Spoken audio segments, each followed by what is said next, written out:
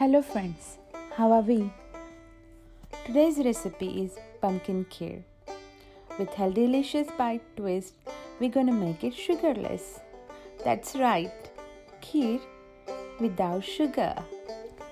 Trust me guys, it's really yummy, light in texture and doesn't even require a single bit of sugar. List is given below, so let's start.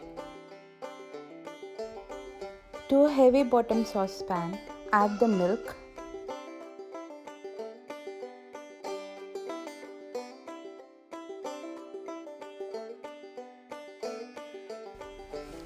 let the milk boil. Now let's move on to caramelize the pumpkin. Add 1 teaspoon of ghee to the pan, 1 cup grated pumpkin. Keep the flame low. Stir it gently. Make sure it doesn't stick to the pan. Caramelizing the pumpkin gives the natural sweetness to this kheer.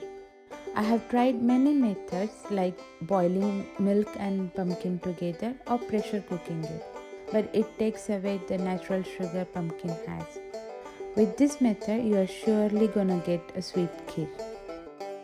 Add the boiled milk and let it cook for about 10 minutes. You will see the liquid is starting to thicken.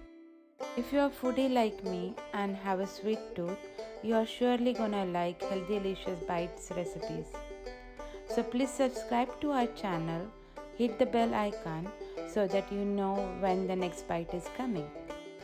Once milk is boiled, add 2 dates. Now let's blend it.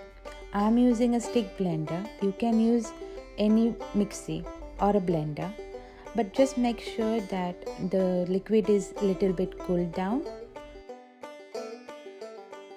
At this stage, have a taste. If you want more sweet, you can add more dates or any sweetener of your preference. Now one last time, let's put it back on the stove and let it simmer for 5 minutes. Add pinch of nutmeg and cardamom powder as per your taste. Here add your favorite dry fruit.